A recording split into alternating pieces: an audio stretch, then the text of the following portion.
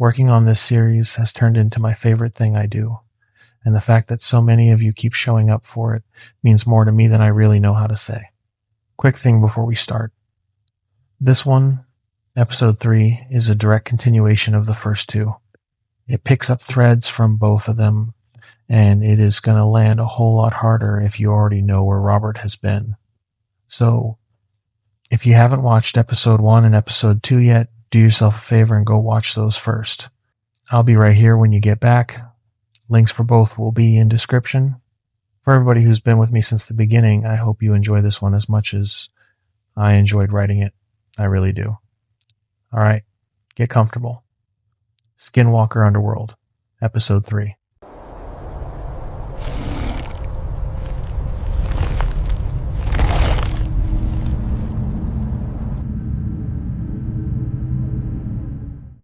The culvert was the whole problem. State road up in Lancaster County, a 2-lane thing with a bad shoulder, and the county wanted to replace an 18-inch corrugated pipe that had been rusting under it since the Ford administration. Ordinary work. Bid was already let. Crew was scheduled for the first week of March. The only thing standing between that crew and a completely normal Tuesday was a D-type that had been wintering in the north end of that pipe every year since before the pipe was a pipe, and which would still be down there, folded up the way they fold. When the excavator's teeth came through the road, I'd been staring at the permit for 40 minutes. It was 6:20 in the morning and I was at my kitchen table in the dark, with the laptop open and a cup of coffee. I'd let go cold, which is a thing I do, and my company phone face down on the placemat next to my elbow, which is a thing I always do, because I don't like looking at the screen, even when it's off. Upstairs, my wife was asleep. Down the hall, my son was asleep. My daughter was asleep with her arm hanging off the mattress the way she does. And underneath the table, lying across my left foot with her whole rib cage going up and down against my ankle, was a shelter mutt named Waffles that my daughter had picked out of a chain link run in Mechanicsburg on a Saturday in November, because I had told her back in October, when I signed my life away, that maybe we'd see. 4 months in, the thing I noticed most was not the monsters. It was the dog. The solution to the culvert was a scheduling memo. That's it. That's the job. I wrote 3 paragraphs recommending the county move the replacement to the second week of May, citing an amphibian survey window that does not exist, and attached a form letter from a herpetologist who has been dead since 2009 and whose signature block we still use because nobody at the county has ever once checked. Then I routed it to a project manager named Doug who would read the first line, say a bad word about environmental regulations, and move the work to May. Nobody would ever know. A D-type would wake up in March and unfold itself and go wherever they go, and a crew would put in a new pipe in the spring, and Doug would complain about it at a bar, and that would be the entire visible footprint of my Tuesday morning. I sent it at 6:31. Then I sat there in my own kitchen in the dark and I thought about how easy that had been. $185,000 a year. Does a lot to a household that was drowning on $80,000. The credit cards were at 0. Not down, 0. I paid the last one off on a Thursday in December, standing in my kitchen with the phone against my ear and the automated system telling me my balance was $0.00, and I made it say it twice.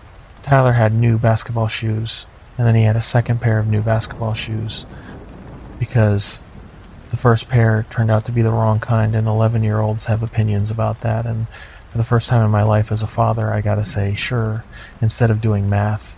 Emma went on the field trip. It cost $40. I sent $60 and told the teacher to put the extra toward whichever kid's parents didn't send anything, and I did not do that because I'm a good man. I did it because I could, and because being able to felt like a drug, and I wanted more of it. Sarah enrolled for the fall, Bachelor of Science in Nursing, evenings and online, and she'd been talking about it for 6 years, the way you talk about a place you're never going to visit, and now it was a folder on the kitchen counter with a start date on it. And the dog. Emma named her Waffles.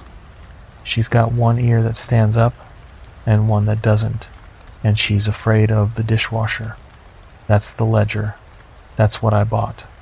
Every single day, I lied to my wife. Not one big lie either. That's the thing nobody tells you about a cover story. A big lie you could carry. A big lie has edges, and you could set it down sometimes. What I had was 1,000 little ones a day, and they were so small you'd never even call them lies if you saw them written out. Sarah asking how my morning was, and me saying long, lots of email. Sarah asking who was on the call, and me saying just Mitchell and a guy from the client side. Sarah asking, one night in January, out of nowhere, whether I was happy, and me saying yes, and that one being true, and me feeling sick about it anyway, because it was true, and it still came out like a lie. You want to know when I started being afraid of myself? It wasn't the parking lot in October. It wasn't the office in Harrisburg, or the amber eyes, or the thing that wore my father's face and called me Bobby. It was a Tuesday in January, and Sarah asked me who I'd been on the phone with, and I said a compliance guy from the client's Boston office, and I gave him a name, and I gave him a personality. I said he talks with his hands, even on the phone, you can hear it, and Sarah laughed. And I went upstairs and brushed my teeth, and I could not, standing there at the sink, remember making him up. It had come out of me, finished. No effort, no pause. 4 months, and my mouth was doing it without me. That's the day I stopped trusting my own mouth. Randy texted me on the 11th of February. Randy was my supervisor at the warehouse for 5 years. Randy is the man who pulled me aside on a Thursday and told me he couldn't afford dead weight on the floor because my numbers were 6 packages an hour, under target, which is a thing I still think about more than I would like to. The text said, "Hey Anderson, shift lead spot opening up in March. Thought of you. Let me know if you want me to put your name in." He was doing me a favor. In his head, he was reaching down and giving a guy a hand up, and the guy he was reaching down to had 6 figures in a checking account and a phone in his pocket that connected to something older than the Commonwealth of Pennsylvania. I never answered him. I thought about why. The clean answer is that I couldn't. What am I going to say? The real answer is uglier, and it's this. I didn't answer because I wanted to keep the text. I wanted to be able to look at it. There's a version of me in that message, a warehouse guy who'd have been genuinely glad, who'd have called Sarah from the parking lot, and I liked having proof he existed. The packet came in at 6:51 that morning. I remember the time because I'd just gotten up to microwave the coffee, and the phone buzzed face down on the placemat, and I stood there in front of the microwave with my back to it for the length of the countdown before I picked it up. The subject line said, Q1 Recon, Eastern Seaboard, 12 leases due Friday. Reconciliation. Quarterly. 12 leases. The most boring assignment in the entire structure, and I was glad to see it. I liked reconciliation. It was numbers, and it was quiet, and it was the one part of the job where nothing in it could look at me. I took my coffee back to the table. The dog resettled on my foot. Upstairs, the shower came on, which meant Sarah was up, which meant I had about 11 minutes before the house started. I opened the packet. 12 leases. I got through 6 of them before Emma came downstairs. If you're picturing me in the woods with a flashlight, you've got the wrong job. I have a laptop. I have a calendar. I have a phone with a green shield in the corner of the screen when the encryption's up and no shield when it isn't. And you do not talk on the no shield line ever. And that's one of maybe 40 rules I learned in my first month. My territory is a wedge of central Pennsylvania that runs from about Lancaster up through the middle of the state and on up into the wilds. In that wedge, at last count, there were 12 registered leases, 2 seasonal transit corridors, 1 shared use agreement with the Northeast on a river drainage, and about 400 human beings who worked for the structure in some capacity and did not know that any of the other 399 existed. Monday. Zoning variance in Lancaster County. A developer wanted to put 96 townhouses on a 110-acre parcel that included a wood lot with a lease on it. My job was not to stop the project, because stopping projects is how you get noticed. My job was to make sure the plat came back with that woodlot zoned as a stormwater management easement, which is unbuildable, which is boring, which nobody has ever once objected to at a township meeting in the history of the Commonwealth. I did that by getting a hydrology consultant a contract. He earned it too. He did real work. He just did it on the parcel we picked. Tuesday, herd relocation. B-types, which are the herbivorous ones, and people call them gentle and types. I don't know if that's the word. They're not interested in us. There's a difference. A family of 4 had a range that a new gas line was about to bisect, and moving them was a 9-week logistics problem involving 2 private landowners, a hunting club lease, and a night when I stood on a ridge in the cold at 2:40 in the morning, holding a thermos and watching 4 shapes cross a power line cut. I never got closer than 300 yards. They were not shaped like anything. I drove home and did not sleep.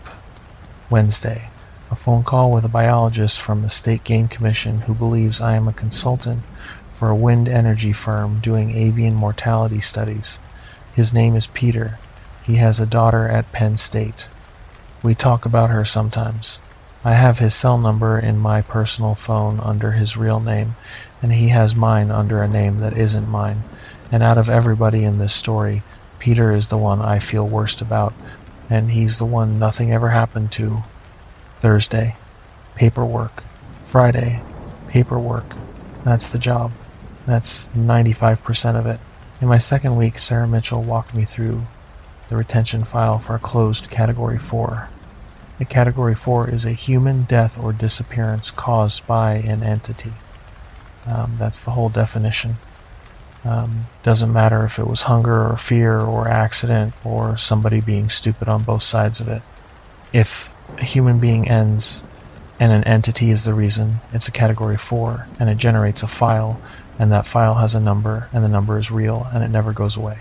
Every territory has an allowance. The first time Mitchell said it to me, I heard the word and my brain slid right off it.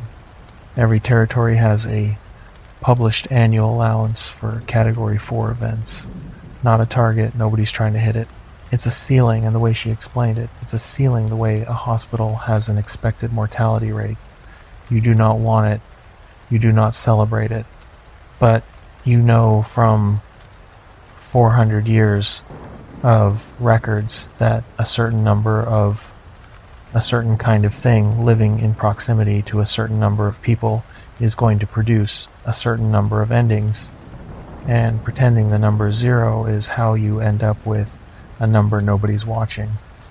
The Eastern Seaboard's allowance for 2024 was 11 from Maine down to the Carolinas. That's the whole coast. That's more entities than I have any idea about in among 60-some million people for a year. Every one of those 11 gets 4 things. It gets a file, it gets a cover story, it gets a family visit, which means a liaison sits in somebody's living room and is whoever that family needs them to be for an hour, a detective, a coroner's investigator, a company representative, and delivers whatever version of an ending will let those people put it down. And where the paperwork allows it, and where the paperwork allows, it gets a body arranged, placed, found by a hiker or a road crew or a dog, in a condition and a location that supports the cover story. So a family gets a funeral instead of a lifetime. I asked Mitchell in my second week, sitting in her office at Crestwood with the fluorescents humming in the vintage fixtures, whether that was a mercy or an obscenity. She said, yes. Then she slid a folder across the desk and told me I had to sign the retention page on a closed one before the system would let me open a new one, which is the kind of administrative detail that makes the whole thing real in a way that Amber Eyes never could. The file was a girl named Danielle Fry, 22 years old, Snyder County, September 2024. So about a month before I ever saw a Facebook post about Bigfoot coordinates, M-type. She had been walking on the shoulder of a road at night after an argument with a boyfriend, and I'm not going to give you the rest of it. because the file gave me the rest of it, and I've had it in my head every day since, and there's no reason to hand it to anybody else. She had a mother in Seline's Grove named Patrice. Patrice got a body. Patrice got a funeral with 200 people at it. Patrice got a story about a hit-and-run driver in a car that they will never find. And there is a detective in Snyder County who is not on our payroll, who has never heard of us, who works that case every year on the anniversary because it eats at him. A cop who really cares and really can't solve it is worth more to a cover story than anything I could write. I read the whole file. It took me 2 hours. And at the end of it, the last thing in the folder was the cover narrative itself, the actual document, 3 pages, written by a liaison in the Northeast whose name was redacted the way they all are. And I read it, and I had a thought. I'd have written that better. That's the whole thought.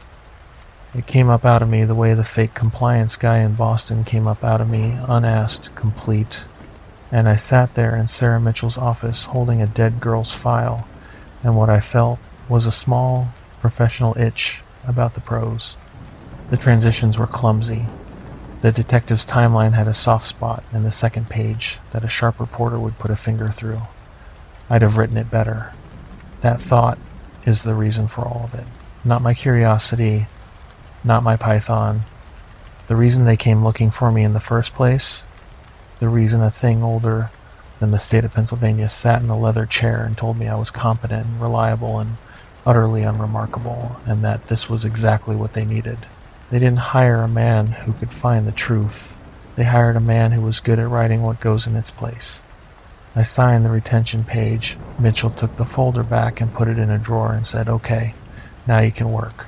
And that was the last week of October, and I did not think about Danielle Fry again with any weight until the first week of March, standing behind a fire hall in the snow. Sarah Mitchell was the only person in any of this who was ever straight with me. She's human. Completely. I checked. In the small, careful ways you learn to check. And I've since seen her bleed, and she is exactly as human as I am, and she's been standing next to the other kind for 8 years. Mid-50s. Silver hair cut short enough that she never has to think about it. Reading glasses she loses constantly. She was a hospital administrator in Reading before this. Ran a whole department, and the way she tells it, she got recruited out of a budget meeting, which she says is the least dramatic origin story in the entire organization, and she's proud of it. She smokes exactly 4 cigarettes a day. Not 3, not 5, 9 in the morning, noon, 4 in the afternoon, and 1 at night whenever night gets to her. She smokes them outside the back door at Crestwood, under the porch light, standing up, never sitting, and she does not talk while she's smoking. I learned that in week 1 when I followed her out and started a sentence, and she held up one finger without looking at me, and I stood there for 4 minutes in the cold like a kid outside the principal's office. She drives an Outback with a crack in the windshield that starts at the bottom passenger corner and runs about 14 inches up. I asked her once why she didn't get it fixed. She said, "It's a good windshield with a crack in it." Her husband's name was Alan. He died in 2018, aneurysm, no warning. And here's the thing I didn't understand until much later. She never modified anybody about it. She could have. There are people in her life who ask about him at the wrong moments, in the wrong ways, and she has the authority and the access to make that stop, and she has never once used it. She could make it stop any day she wanted. She doesn't. That's the most she ever told me about herself, and she told me by never bringing it up. She taught me the job, not the rules. The job. The rules are in a binder. Anybody can read the binder. What Mitchell taught me was in a conference room at Crestwood in the middle of February with a whiteboard and a marker that was drying out, and she drew 12 boxes and wrote numbers in them, and then stood back and said, "Okay, which one's lying?" I said I couldn't tell from that. She said, "Yes, you can, look at the shape." And she explained the only real skill in reconciliation, the thing that took her 4 years to learn, and that she gave me in a morning, and I'm going to give it to you the same way. You don't audit what they tell you. You audit the shape of what they tell you. Everybody lies with numbers by making them look normal. So the ones you check are never the ugly ones. An ugly report, a late report, a report with an incident in it, that's a report from somebody telling you the truth badly. Truth has late Tuesdays in it and a quarter where somebody screwed up and a note in the margin saying the fee's going to be short because of a bad season. What you check is the beautiful one. Anything that never gives you trouble, Mitchell said, capping the marker, is either dead or working very hard. Then she laughed. God, everybody's got one. Mine's Halverson. 63 years on that lease. Not one incident. Not a late report. Not a fee dispute. Not a bad quarter. Guy files early. I stopped looking at it my second year, and I'll be honest with you, on a Friday afternoon in March, I'm grateful for him. She said it as a joke about workload. That's all it was. A tired woman making a crack about the one file that never makes her day worse. I laughed too. Then I drove home and I made dinner, and I helped Emma with a worksheet about the water cycle, and I put my kids to bed, and at 11:50 at night, I sat down at my kitchen table in the dark with the dog on my foot, and I opened the Halverson lease. The Halverson lease sits in Kettle County, up in the northern tier, in the part of Pennsylvania that the tourism people call the wilds, and that everybody who lives there calls home or calls nothing. It's about 200,000 acres of state forest, with a highway through the middle of it and a town in a gap in the ridge. The lease itself covers roughly 11,000 acres, held continuously since 1961 by a registered S-type, filed under the name Warren Teague. It was all paperwork, every bit of it, and that's the part that put a grown man in a dark kitchen until almost 2 in the morning with his hands going cold. First thing, 253 quarterly reports. 63 years, 4 quarters a year, plus the partial from the year he took the lease. 253 consecutive filings, not one late, not one amended, not one flagged for review. I've been in this 4 months. In 4 months, I have seen every leaseholder in my own wedge of the state file late at least once, because they're people, or they're whatever they are, and things happen. A holder in Perry County missed a whole quarter last year because his human bookkeeper had a stroke. That's normal. That's what a real record looks like. 253. Second thing, 0. The Category 4 register for the Halverson lease. All 63 years of it. From 1961 to the end of 2024. 0. That's not impossible. Plenty of leases go decades clean, especially the rural ones, especially the big ones with low human density. There are S-types on the eastern seaboard who have never in their lives had a Category 4 because they are careful and old and they eat deer. But 11,000 acres with a state highway through it and a town of 1,100 people sitting in the middle of it for 63 years, and not one incident, not one close call, not one entry in the exposure log about a hiker who saw something and had to be visited. Nothing. The cleanest file in the territory. Third thing, every quarterly report has a signature block. Handwritten, scanned in since 2006, and before that it's paper, and the paper has been photographed and archived because the structure keeps everything. Because 400 years of institutional paranoia makes for very good records management. I pulled the signature from the third quarter of 1964. Then I pulled the one from the first quarter of 1989, then the fourth quarter of 2023, and because I am the kind of idiot who taught himself Python 2 years ago out of curiosity about how software works, I did not just look at them side by side. I wrote about 30 lines of code, and I aligned them, and I overlaid them. They matched not the same hand across time, which is what a signature is, a hand's habit wearing a groove. I mean, the pen went to the same coordinates. The upstroke on the W broke in the same place.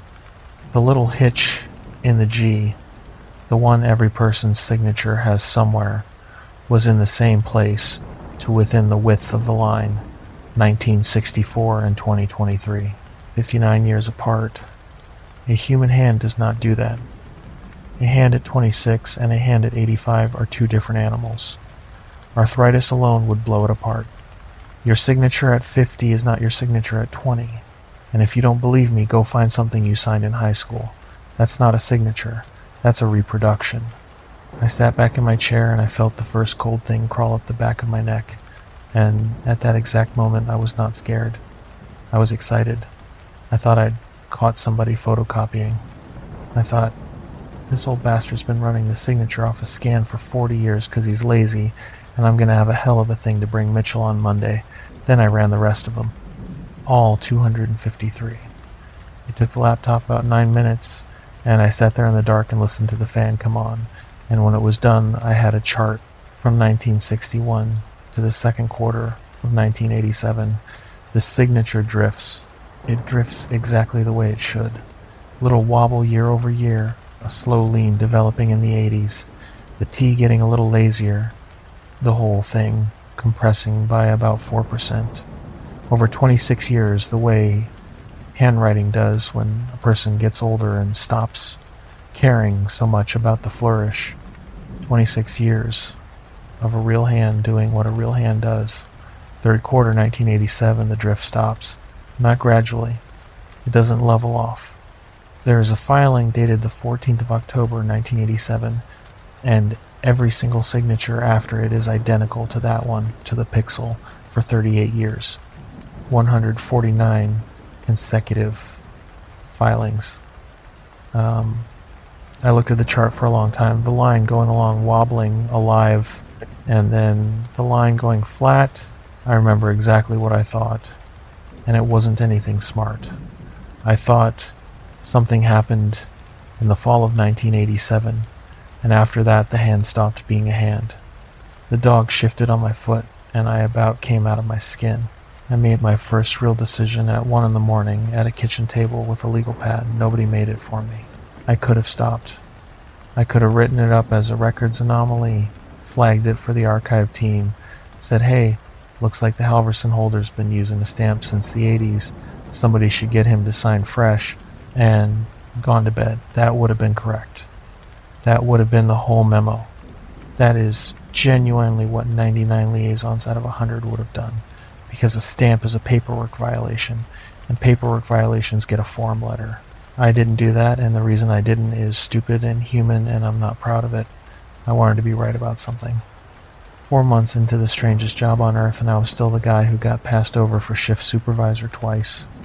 I was still 6 packages an hour under target, and here was a thread nobody had pulled in 63 years, and I had found it on my own on a Thursday night at a kitchen table with a dog on my foot. So instead of going to bed, I got out a legal pad and I did the thing I'm actually good at, which has nothing to do with monsters. I went looking on the regular internet. I had a lease with 0 category 4s. In our records, in 63 years, in the Halverson Gap, no human being has ever ended because of the thing that lives there. Fine. Prove it from the other side. If a place is clean, the ordinary world will agree it's clean. Ordinary world keeps its own books, badly, in 1,000 places at once, and that's the beauty of it. You can't get to all of them. There's no central file to fix. I started with the State Police Public Log for the Countersport Barracks, then the National Missing Persons Database, which is free and which anybody listening to this can open in a browser right now, then the Doe Network, then a county Facebook group called Bring Our People Home, Northern Pennsylvania, which had about 4,000 members, and which is exactly as heartbreaking as it sounds. A lot of women posting the same photograph of the same person every year on the same day. Then Reddit, a thread on a Pennsylvania subreddit that somebody had started 2 years ago called Anyone Else Notice the Stretch of Route 44 North of the Gap is Weird, which had 61 comments. Most of them jokes, 4 of them not. I gave myself until 2 in the morning. I found 6 in about 40 minutes. Marcus Ochoa, 31, seasonal crew, out of Adams County, up north in September of 2023, on a right-of-way clearing contract. Last confirmed sighting on a gas station camera on Route 44 at 9:20 at night. Truck found 2 days later, at a trailhead pull-off 9 miles north, keys in it, wallet in the center console, $340 cash in the wallet. No robbery, no struggle. His sister in Gettysburg posts about him. She's the one who filed. Nobody else did. Kayla Brindle, 19. Hitchhiking north out of Lock Haven toward Rochester in June of 2024 to stay with an aunt who, it turned out later, hadn't been expecting her. Texted a friend from a gas station in the Gap at 4:50 in the afternoon. Text said almost there, LOL. That's the last one. Her phone last pinged a tower north of Halverson at 6:10 that evening. Tommy Noose, 24. Out of a halfway house in Williamsport in March of 2024 with a job lined up on a logging crew. Made it to the job. Worked 9 days. Didn't show on the 10th. Crew boss assumed he'd relapsed and went back to the city. Which is what everybody assumed, which is what everybody always assumes about a man with a record, and which is exactly why he's on my list and not in a newspaper. Denny Aiello, 44 years old, snow removal contractor, plowed private lanes and driveways all over the northern tier, worked alone, lived alone in a camper. January of 2024. Truck found at the end of a private lane with the plow down and the engine off and the driver door shut. Nobody reported him missing for 5 weeks because the man's entire social structure was a list of people who paid him to come and plow and who assumed, when he stopped coming, that he'd gotten a better route. Roy Sennett, 58, estranged from 3 grown children, living in a rented room over a garage in Coudersport. Told his landlord he was going out to walk in November of 2023 and did not come back. The landlord waited 9 days before he called anybody, and he called to ask about the rent. Brindle is the one that doesn't fit, and I flagged her that night in my own notes, and she is the one that turned out to matter. A 19-year-old girl generates paper. She got a state police release and a search and a Facebook page that is still up. She is the only one of the 6 anybody ever went looking for in an organized way, and that is the entire reason I have a list. She's the reason I found the other 5.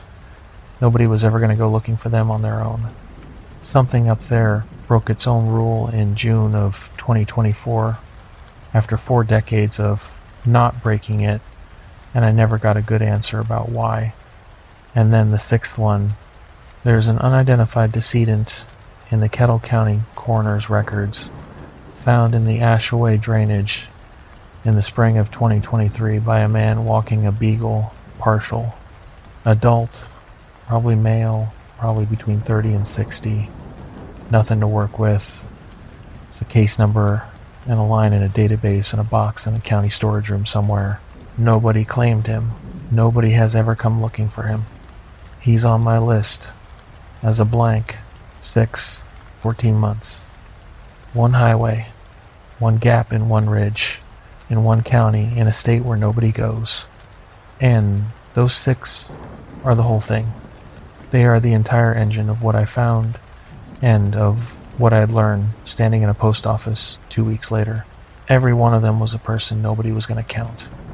An orchard worker 3 counties from home, a 19-year-old whose aunt wasn't expecting her, a man out of a halfway house, a man who worked alone and lived alone and whose absence looked like a business decision, a man his own kids had stopped calling, and 1 man so far outside of everything that his body has been in a county storage room for 2 years and no living human being has ever once wondered where he went. You could take those 6 and nothing happens. Not 1 news cycle, not 1 task force.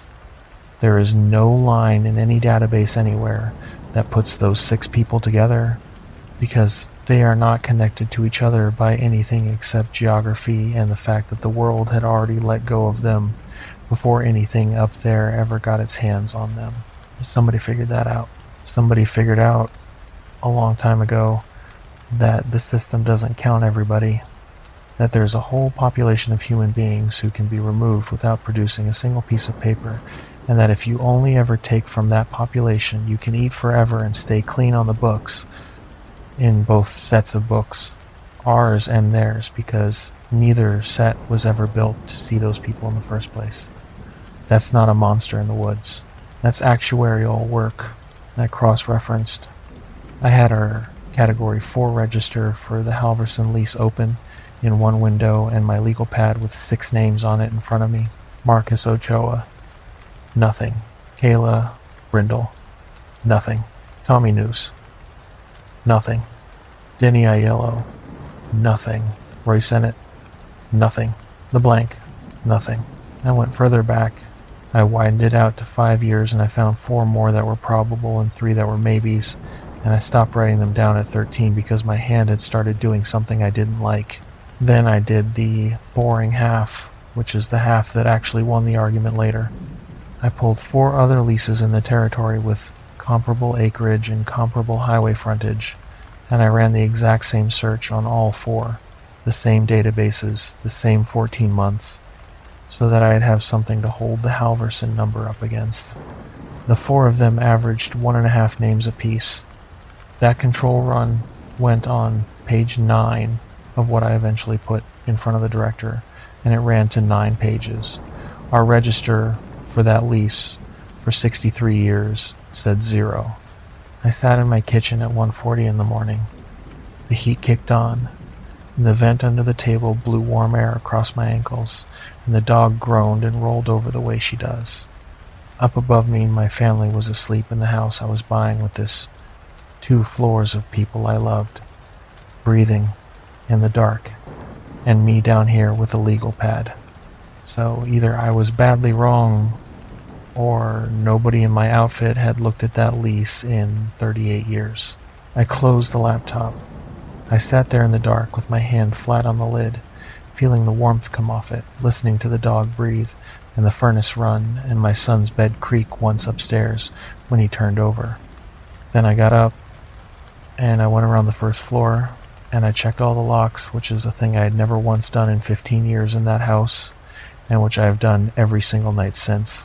I brought it to Sarah Mitchell on Monday morning. I had it in a folder, actual paper, printed at home on my own printer, which is a violation, and which I did on purpose without letting myself think too hard about why. 6 names, the signature chart, the register showing 0. Her office at Crestwood is on the 2nd floor, back corner, one window that looks out at the gravel lot and the trees. There's a photograph of Alan on the shelf behind her that she never looks at and never moved.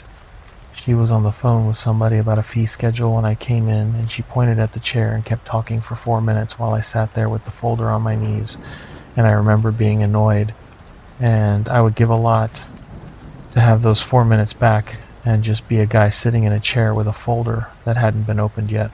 She hung up. She said, "What?" I gave her the folder. I expected her to be patient with me. I expected her to explain some obvious thing I'd missed, some archival practice from the 70s, some reason it was fine, and then to tell me that this is a good instinct, keep it, and go work on the culvert. She opened it. She put her glasses on. She read the summary page.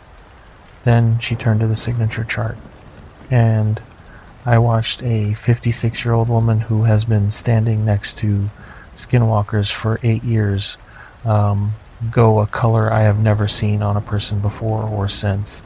Not pale, gray, like something switched off under the skin. She didn't say anything for a long time.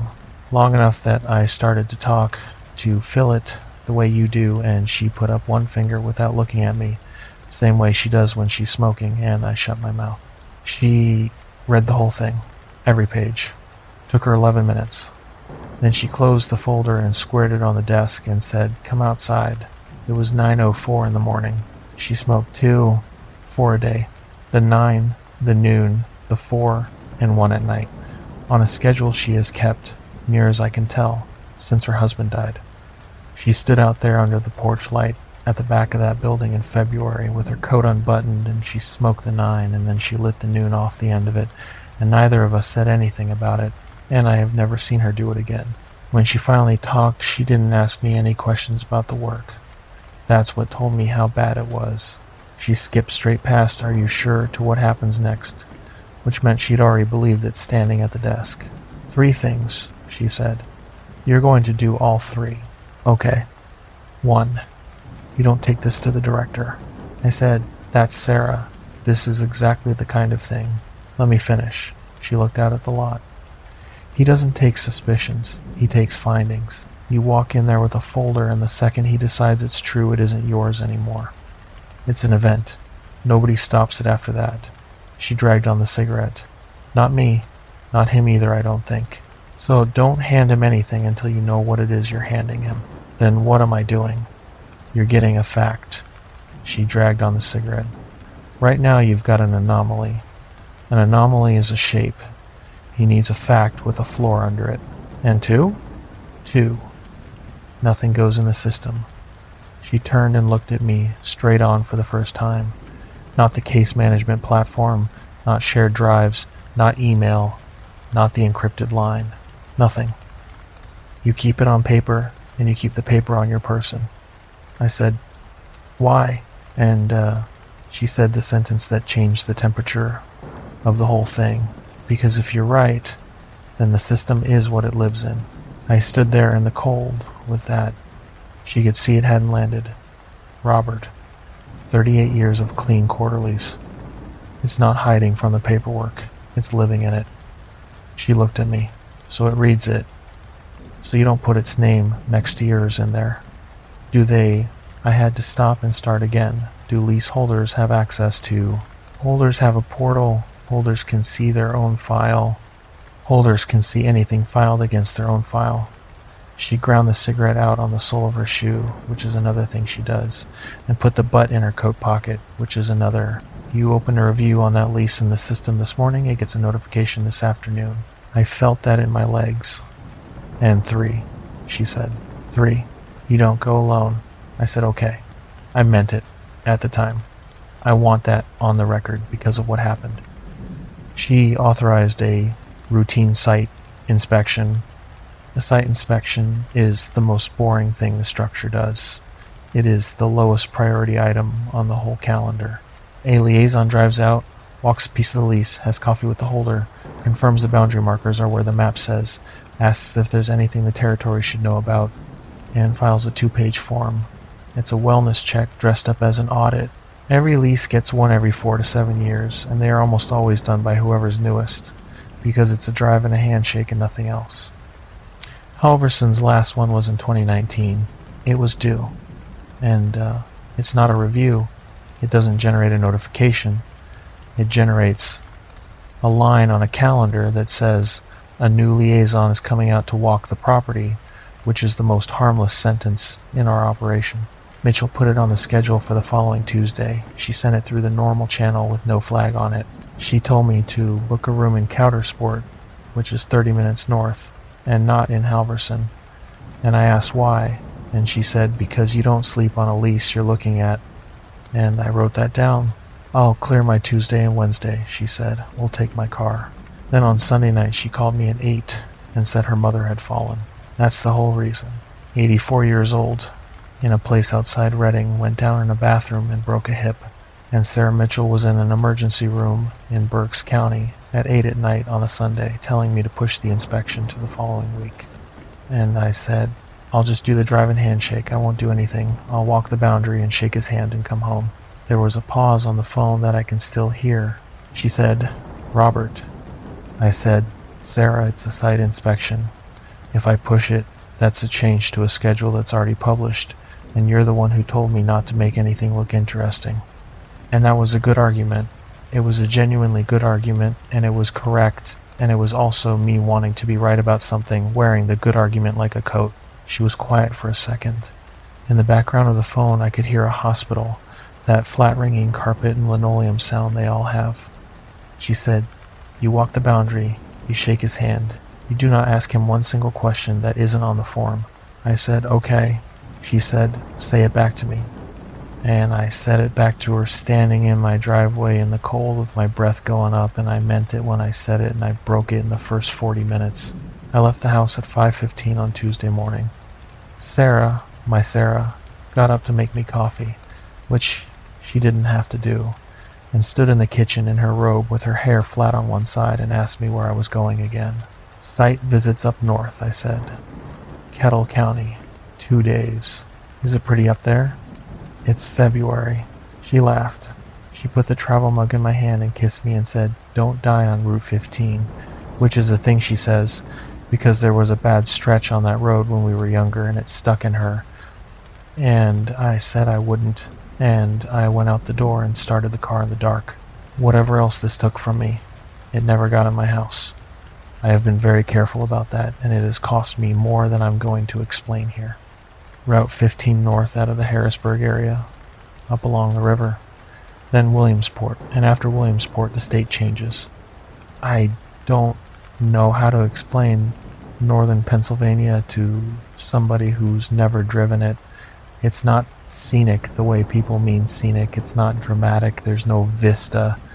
It's ridge after ridge after ridge of gray timber going on past the point where you can believe in it, all of it second growth or third growth, all of it grown up over ground that was clear cut to nothing 120 years ago and then abandoned. And there is something in the quality of that particular emptiness that a lot of people find restful and that I have never once been able to relax in. It was maybe 28 degrees. Old snow, the kind that's been through a thaw and refrozen, gray at the road edge and white back in the timber. Sky the color of a dirty dish. That flat ceiling that comes down over the northern tier in December and does not lift again until April. Route 44 out of Jersey Shore and up. 2 lanes. Almost no traffic. I passed 6 vehicles in 40 minutes, and 4 of them were pickups, and 1 was a log truck, and 1 was a state forestry truck with a guy in it who lifted 2 fingers off the wheel at me, because that's what you do up there. There's a long climb, and then the road runs the ridge for a while with nothing on either side but woods, and then it starts down into the gap. I came into Halverson at 8:40 in the morning. What got me wasn't a shadow, and it wasn't a sound. I have driven through 100 small Pennsylvania towns. 200. I grew up in them. My father worked in one and buried in another. And there is a look that a town in that part of the state has in 2025, and I could describe it to you in my sleep. The look is 3 storefronts on Main, and 2 of them are empty, and 1 has a hand-lettered sign in the window. There's a bank branch that closed in 2016 with the drive-through lane still painted on the asphalt. The school is gone, consolidated into a district school 18 miles away, and the old school building is either apartments or it's got trees growing out of the gutters. There's a Dollar General on the edge of town that killed the grocery. Half the houses need a roof. Every third one has a porch you wouldn't stand on. The gas station is a Sunoco with 2 pumps, and the second one doesn't work, and there's a laminated sign taped to it that's been there 4 years. That's the look. That's not me being mean about it. That's what happened to that whole part of the country, and the people who stayed didn't do anything wrong. Halverson doesn't look like that.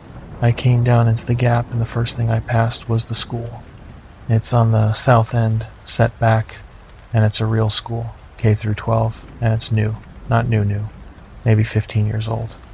Brick, 2 stories, an addition on the east end with a different colored brick where they'd expanded it. A paved lot with about 60 cars in it at 8:40 in the morning. A bus loop with 4 buses in it, and a marquee out front that said, "Congrats Winter Sports," with the letters all straight and none of them missing. I slowed down without deciding to. Then Main Street, every storefront was full. I could tell you it was sinister. It wasn't. That's the point. There was a hardware store called Halverson Feed and Hardware with actual hardware in the window, chainsaw bar oil, and a display of splitting malls. There was a pharmacy, an independent one, with a pharmacist's name on the sign. There was a diner called the Gap Cafe with people in it. There was a dentist. There was a florist. A florist in a town of 1,100 people in Kettle County in February. Roofs were good, all of them. Every roof on that street was in the last 15 years, and I know what a roof costs. I drove the length of Main, which takes about 90 seconds, and turned around in the lot of a Methodist church that had a fresh painted handicap ramp on it, and drove back and did it again. The hospital annex was on the north end. Kettle County Regional, Halverson campus. Small, one story, maybe an urgent care and a dialysis suite and some clinic rooms. It had a helipad, a town of 1,100 people, 30 minutes from the nearest anything, in a county that lost 20% of its population since the year 2000. A helipad. I pulled over in the lot of the Gap Cafe at 8:51 in the morning, and I sat in my car with the engine running and the heat on, and I looked down Main Street at a town that was working, and I could not make my chest go right. It took me 3 passes to notice the last piece, and when I did, I got out of the car to make sure I wasn't wrong. There were no signs, no billboards on 44, no sign a mile out saying Halverson Gas Food Lodging. No brown recreation signs pointing to the reservoir. No real estate for sale. No sign at the school with the district website on it. No town website that I could find later, though I looked for an hour. No chamber of commerce anything. The pharmacy sign had the pharmacist's name and the word pharmacy and nothing else. No hours, no phone number. Every dying town in Pennsylvania advertises. They can't help it. They put up a banner for the Firemen's Carnival in July and leave it up till November. They've got a Facebook page of volunteer runs. They want you to stop. Halverson didn't want anything.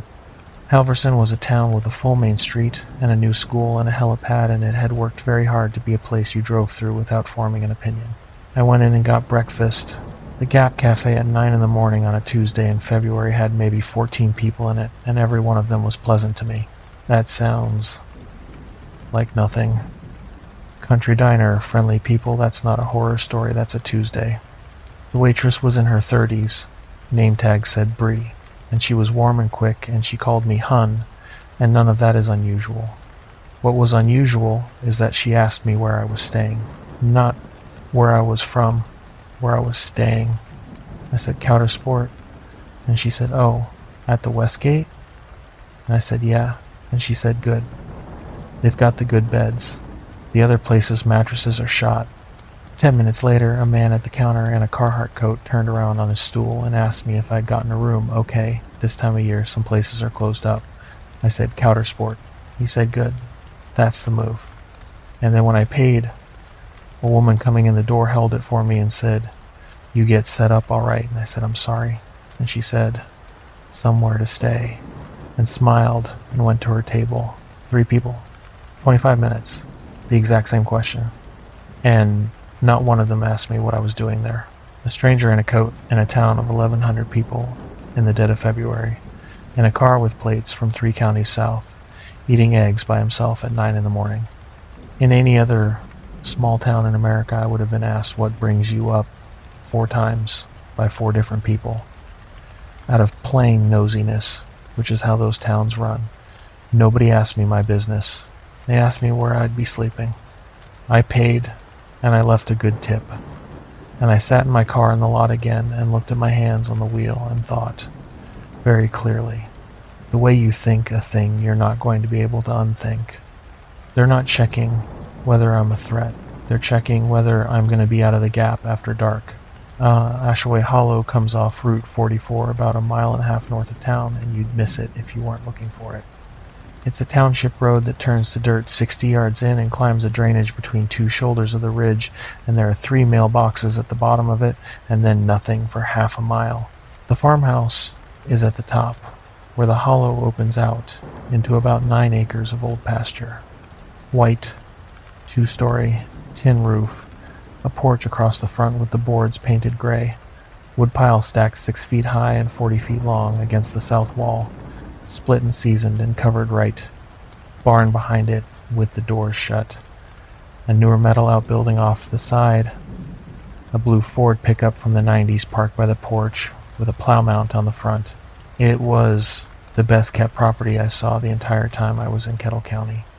He was on the porch when I came up the last 100 yards, standing there in the cold with a mug in his hand, and he lifted the mug at me the way you do. He was not frightening. Not 1 second of him was frightening. Warren Teague looked about 75. Tall once, stooped now, in a flannel shirt over a thermal with a canvas vest over the flannel. Reading glasses hanging on a cord.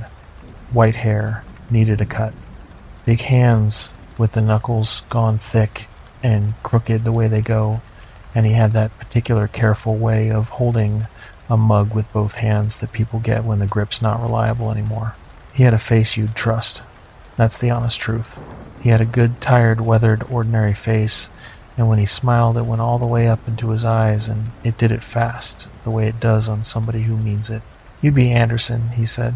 "Come on in out of it. Coffee's on." The kitchen was warm and smelled like wood smoke and coffee, and the particular smell an old farmhouse has, which is dust and linoleum and something underneath both.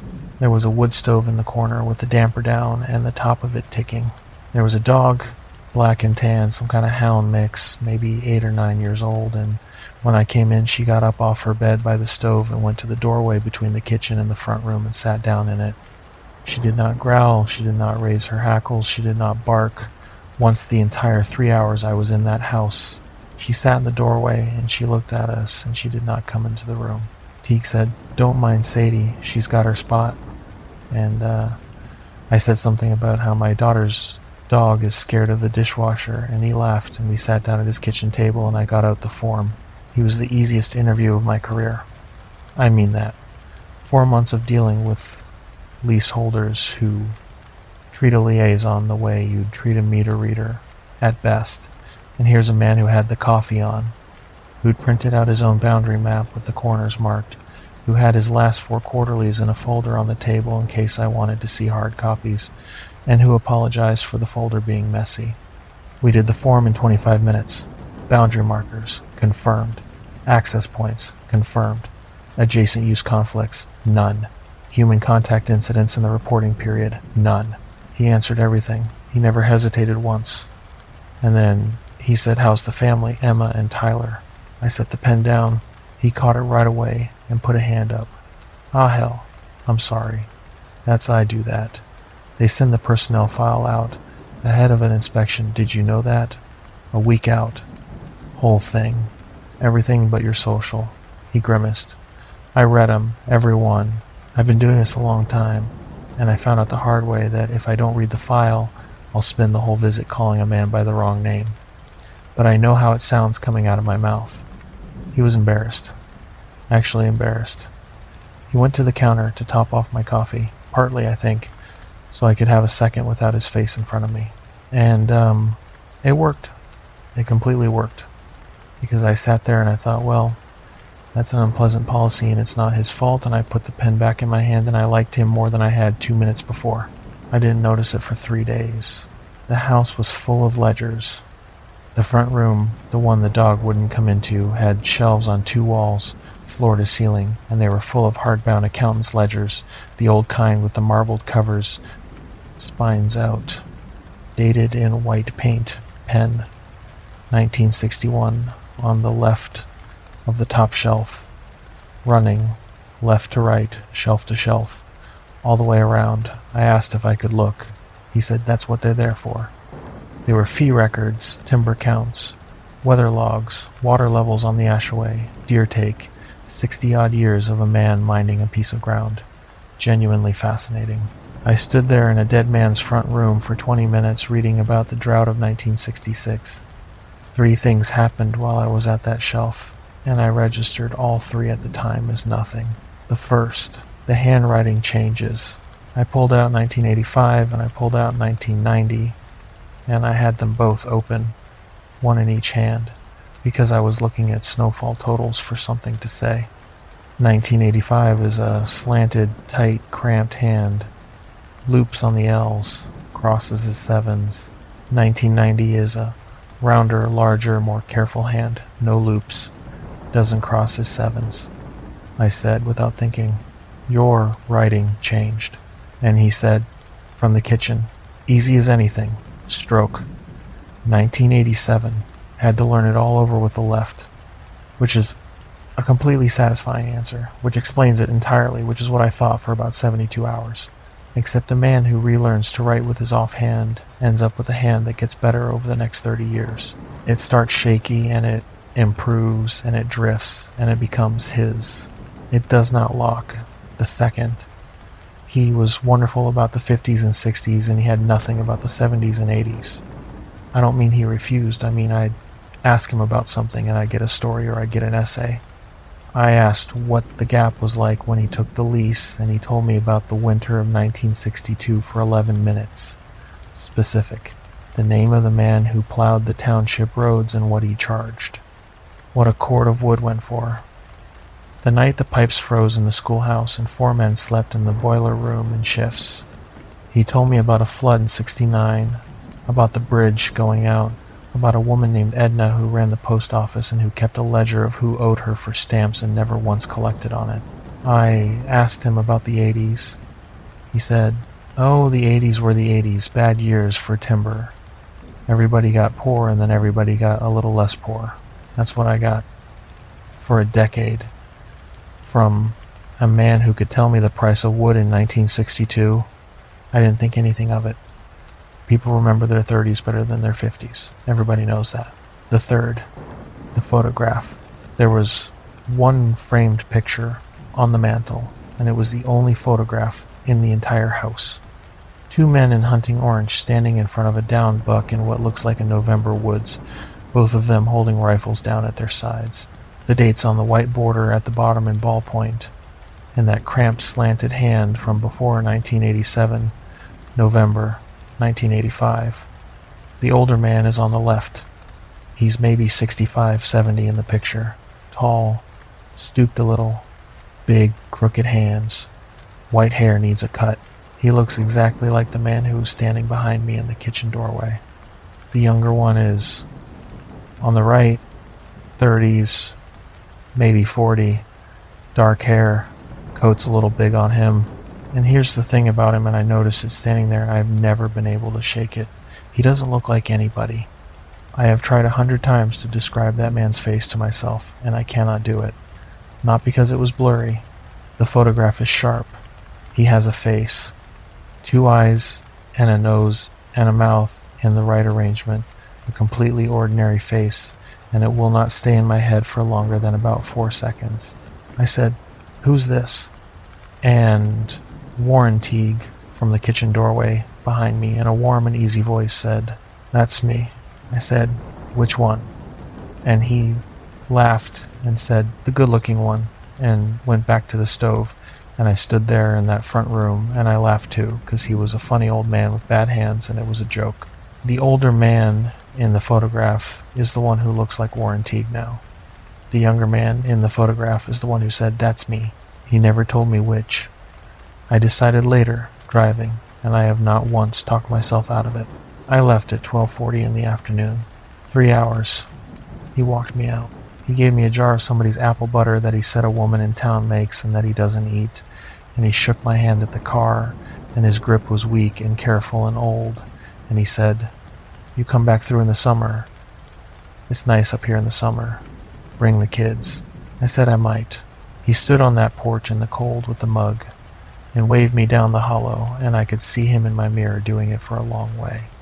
I got to the bottom of the hollow where it comes out on 44, and I stopped at the stop sign with my blinker on and no traffic in either direction for 2 miles, and I sat there because it had just landed on me. 3 hours. Coffee. The ledgers. The boundary map. The folder of hard copies. The apple butter. The story about Edna and the stamps. He had answered every single question I asked him, and I did not know one thing about him that I hadn't known when I started up that hollow. Not one. Where he came from, what he ate, what he did with 11,000 acres, whether he had anybody, what happened in the fall of 1987. I had 3 hours of the best conversation I'd had in a month, and I had a form filled out in my own handwriting that said, "None," in 4 different boxes, and I had a jar of apple butter on the passenger seat. I had been managed by a professional for 3 hours, cheerfully. And he wasn't hiding from me. He was hosting me. He'd had a week's notice and a personnel file with my kids' names in it. And when I came up that hollow, he had the coffee on and the map printed and the story about Edna loaded. And he ran me through it exactly the way I run a county project manager through a permit. And he was better at it than I am. I sat at that stop sign for probably 90 seconds. Then I did the thing I'd already been doing since Sunday night, which was whatever I felt like doing by myself, and I turned right instead of left, and I drove back into town to the post office. The Halverson post office is a brick building from the 30s with a flagpole in front and 6 parking spaces, and it is open from 8:30 to 4:30 with an hour closed at lunch. And the postmaster's name is Corinne Basket, 66 years old. Small, sturdy cardigan over a turtleneck, hair colored a shade of red that hasn't occurred in nature but which suited her, reading glasses. She was sorting a tub when I came in, and the bell over the door went off, and she said, without looking up, "Be right with you, hon." Then she looked up, and she stopped. I've replayed that a lot. It wasn't fear. It was the look on a woman's face when the phone rings at 2 in the morning.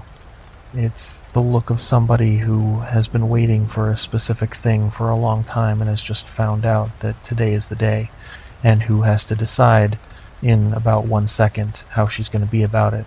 She set the tub down. She said, "You want a cup of tea?" We sat in the back, in the sorting room, on 2 folding chairs, with an electric kettle and 2 mugs.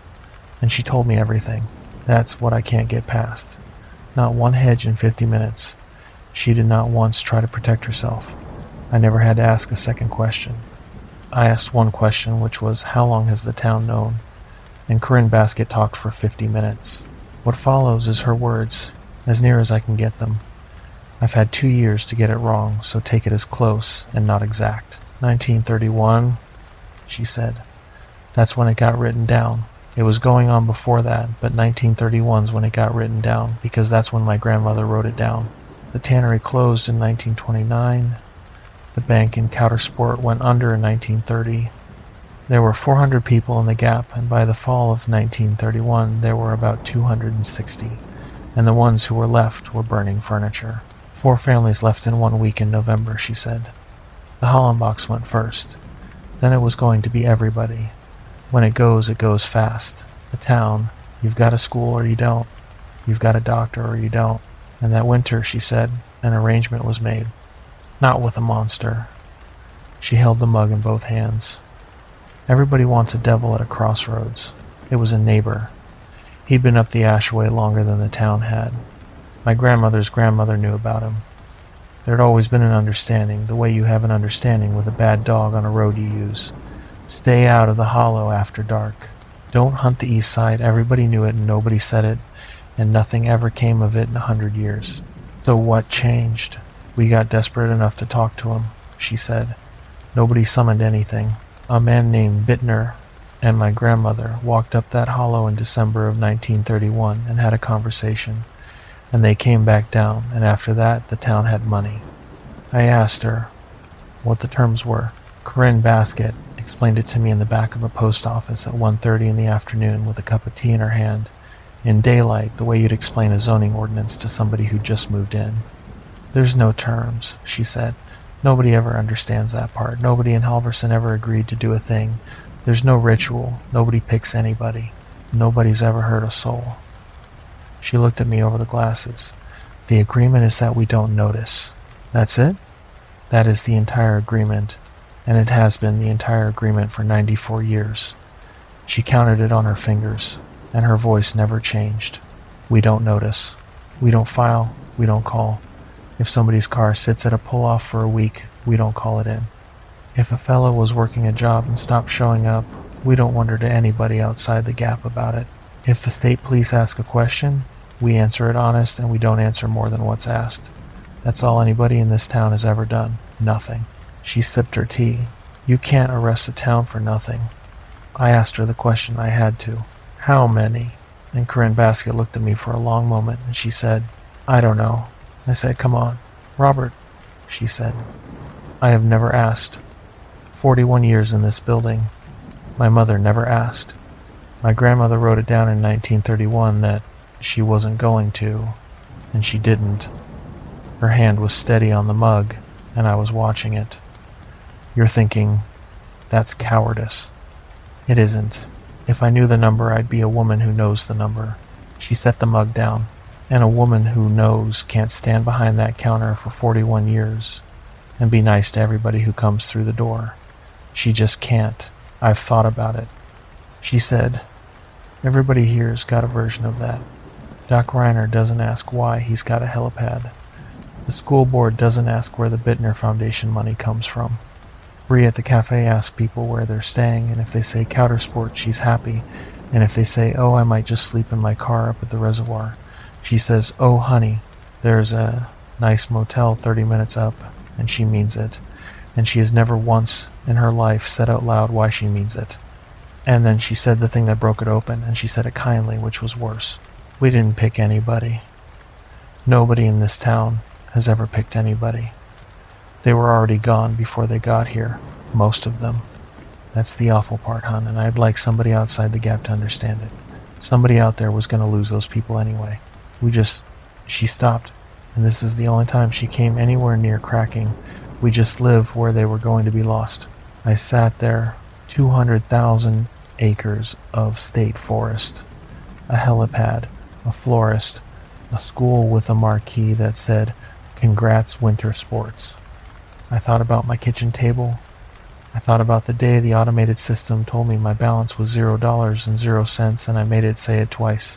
I thought about sending $60 for a $40 field trip because being able to felt like a drug.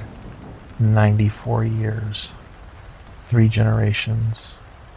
The exact same trade I had made in October in a parking lot in the dark in about 4 minutes. I didn't say any of that. I said, "Ma'am, I have to tell you what happens next." And she nodded, and she picked up the mugs, and she rinsed them both in a little sink in the back of that post office, and dried them, and put them on the shelf. And with her back to me, she said, "You're the second one they sent, you know." I said, "What?" "Second one." She turned around and folded the towel. "Oh, they send a fella through every few years with a clipboard and a map. That's nothing. That's just the man come to look at the corners. You're not that." She looked at me over the glasses.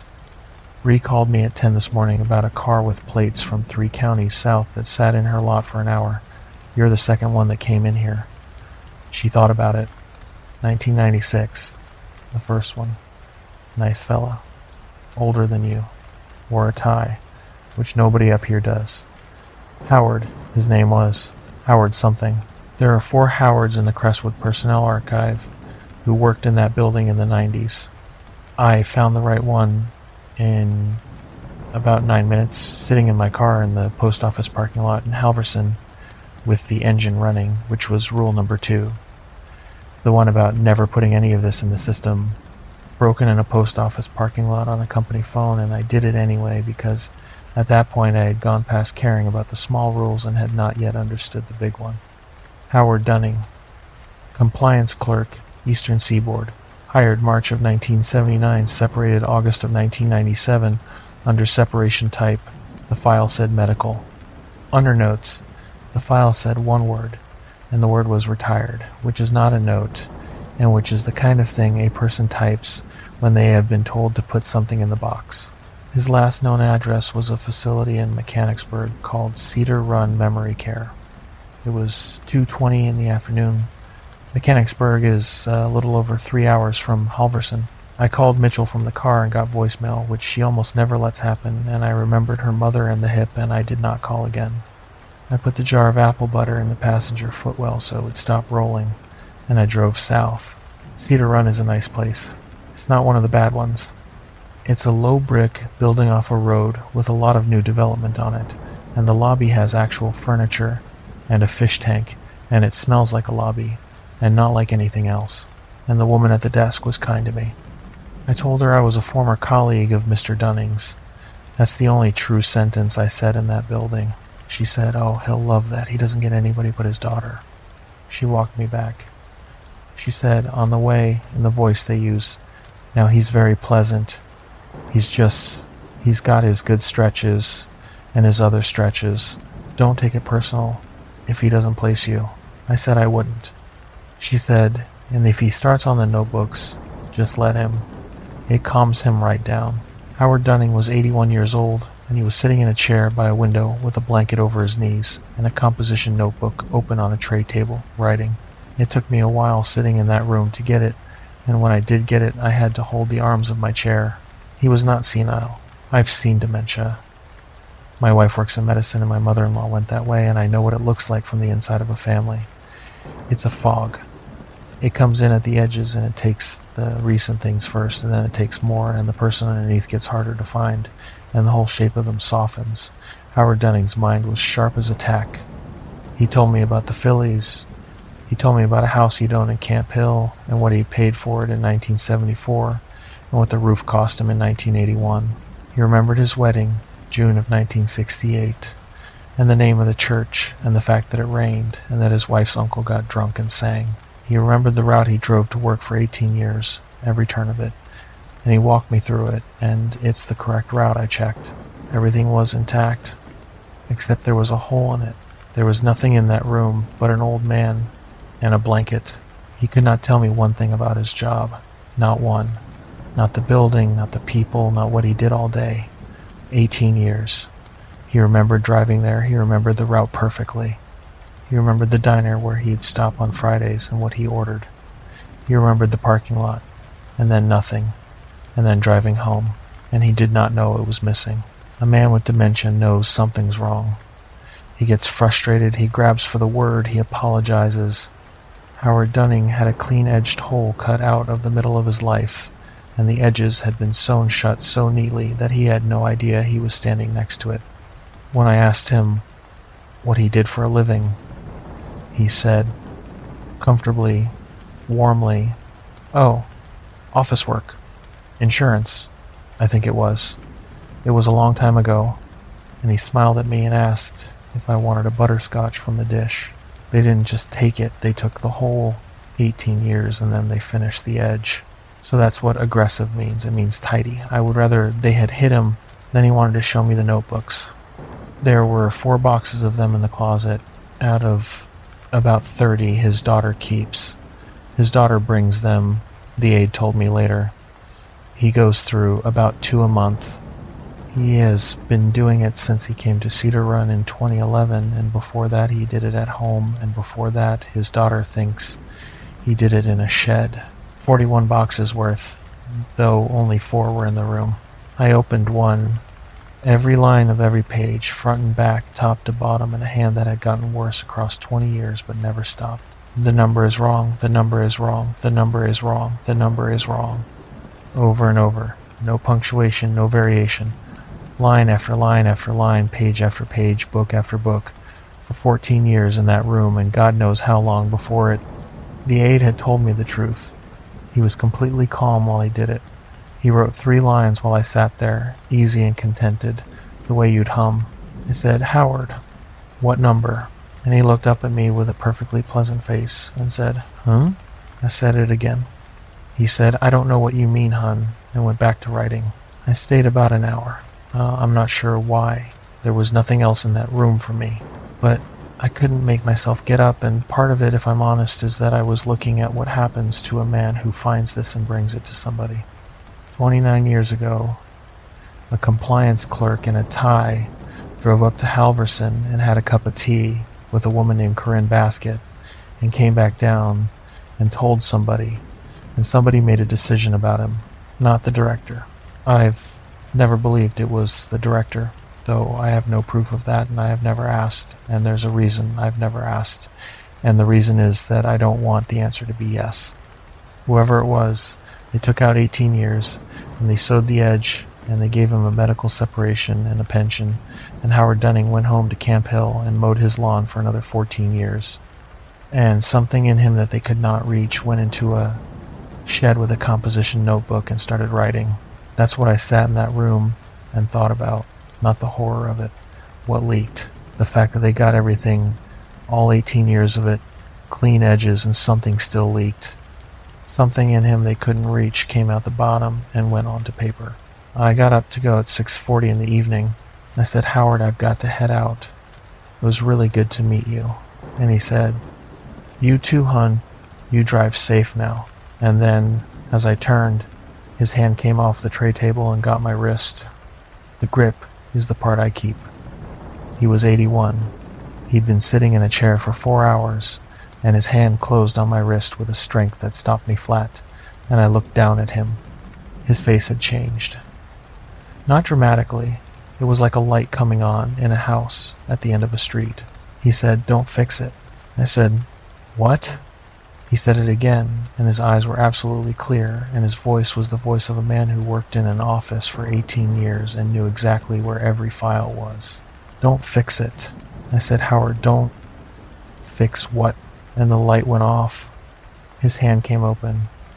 He looked at my face with polite, friendly confusion, and he said, "Are you the man about the dishwasher? Because it's been making that noise again." I made it out to the parking lot, and I made it to the car, and then I sat in the front seat of a Honda in a memory care facility parking lot in Mechanicsburg and shook for about 4 minutes.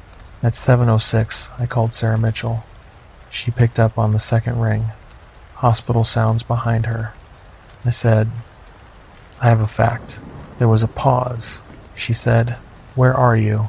I told her. She said, "Don't go home. Drive to Crestwood. Park in the rear." And then, and this is the only time in 4 months I ever heard her voice do anything at all. "Robert, did you go up there by yourself?" I said, "Yes." She said, "Okay," and hung up, and I sat there with the phone in my hand. The Crestwood office at night is a different building.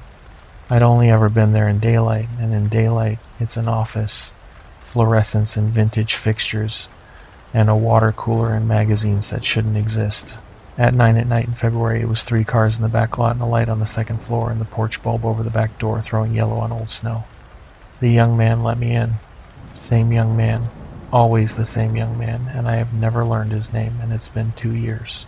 Sarah Mitchell was in the conference room. She'd driven from Reading. She looked like it. And sitting at the far end of the table with coffee in front of him and a duffel bag on the floor beside his chair was Jake Sullivan. I said, "You're in Seattle." He said, "I was in Seattle at 1 this afternoon."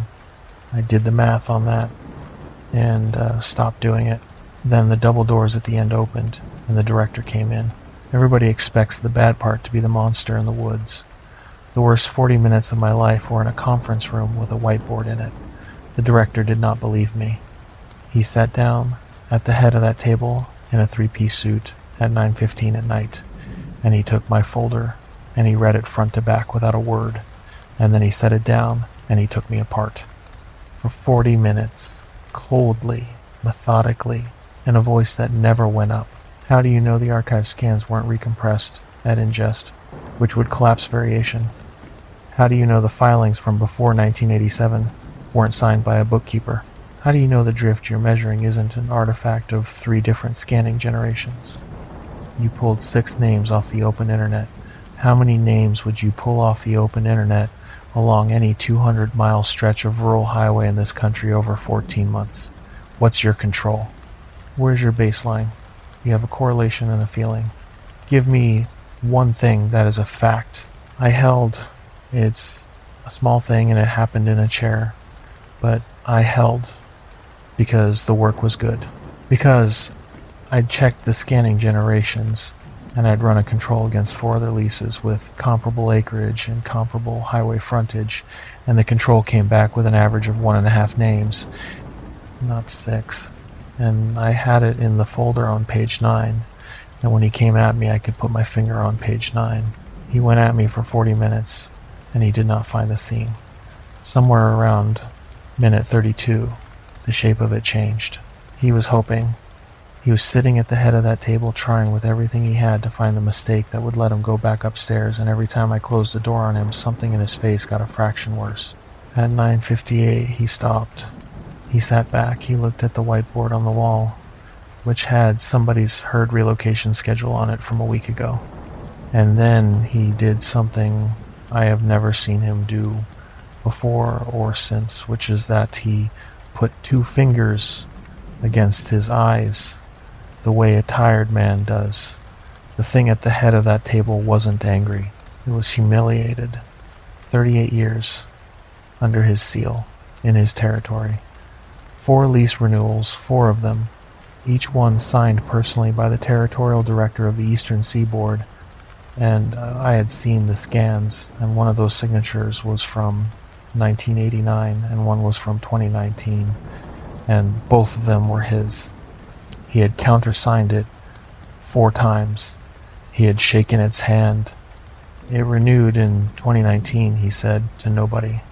I was in that house. I had coffee in that kitchen. Nobody said anything. Then he said, "Explain to me how." And Mitchell, who had not said one word in 40 minutes, said, "Because we check a face and a signature." The room went very quiet. "That's the whole standard," she said. 400 years. She took her glasses off. "And the people we govern can do both."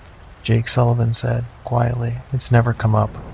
And Mitchell said, "Because you all have a code about it, Jake. A code is not a control." We sat with that. Then the director said, "What does it want?"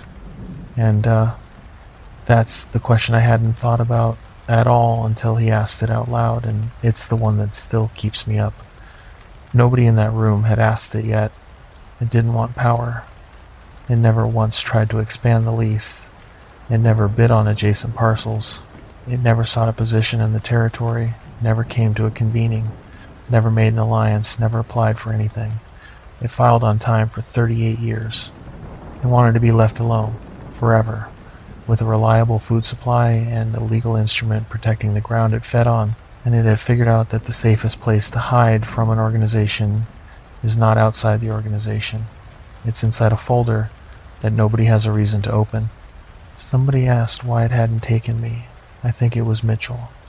The director answered it without looking up. "Because he has counted," he said. 38 years it has eaten only people who leave no paper. That man walked into its kitchen with a file number and a direct deposit. He turned a page. He knew that before he was out of the car, and it made him coffee. And then somebody asked the other question, which was whether it was already gone.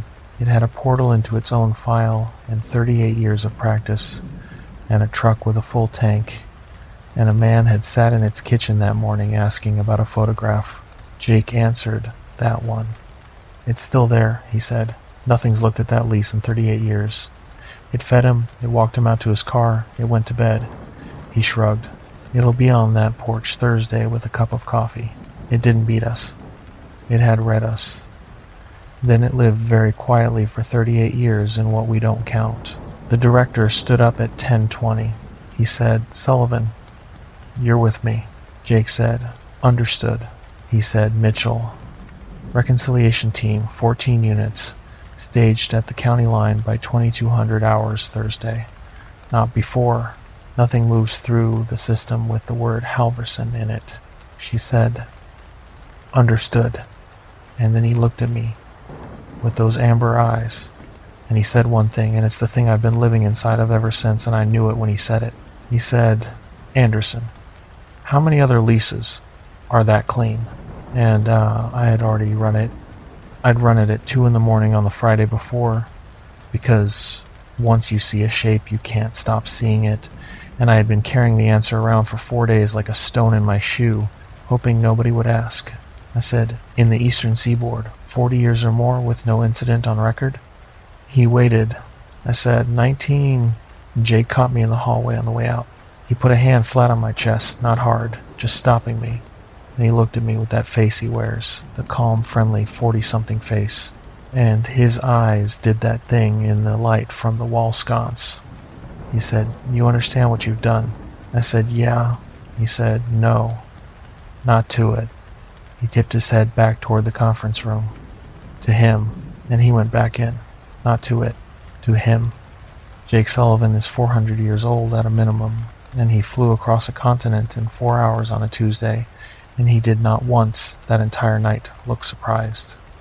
Thursday night I stood at a road cut on Route 44, a mile south of the Halverson town line, and counted vans. They came up out of the dark from the south with their lights on low, spaced maybe 8 seconds apart, and they pulled off onto the shoulder in a line with their wheels in the old snow. And I stood there in a coat that wasn't warm enough, and I counted them, because counting was the only thing I had. 14, plain white, no markings.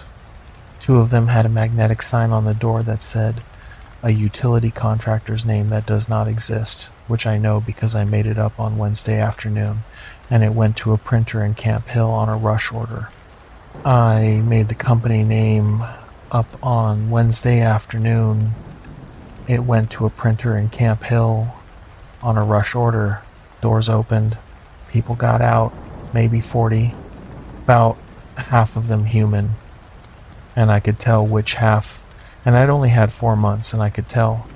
And I have thought about how I could tell, and I don't have an answer that I like. They didn't talk much. They checked equipment. Somebody handed out coffee out of the back of one of the vans in paper cups, and a woman near me said thanks, and it was so ordinary it made me feel insane. It was 10:38 at night, the last Thursday in February. 26 degrees. Clear for once, that hard clear you get in the northern tier after a front goes through, and there were more stars over that ridge than there is any right for there to be over Pennsylvania. Corinne Basket was standing at the town line. Nobody told her. That mattered to me then, and it matters more now. Nothing went in the system with the word Halverson in it. No call was made. No liaison went to her. She came out on her own. She was standing at the edge of the road right where the pavement patch changes color at the township boundary, in a wool coat and a knit hat, with her hands wrapped around a mug of tea from the post office, at 10:40 at night, at the end of February. I walked down to her. Nobody stopped me.